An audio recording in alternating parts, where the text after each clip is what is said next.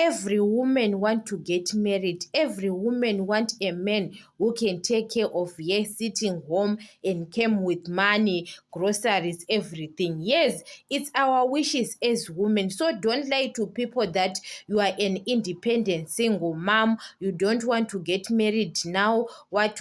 No, you want to get married, but it's about you don't have a man who can take care of you. That's why now you are working hard, because those things pushes us as women to work hard. It's about nowadays men, they don't take care of us. Long time men, they take care of women they stay at home, and a man came with money and pay bills as a woman. As every woman, guys, it's not easy to wake up every morning. You know that you have to prepare for the kids to go to school, to wake up on 4 a.m. and you are preparing, you want to go to work, to find a bus to go to work every day, to come home, and you say that you are an independent, you are okay with that. No, we are not okay. It's good to spend your own money, but you want a man, guys. Every woman wishes a man who can give you money, the man who can spoil you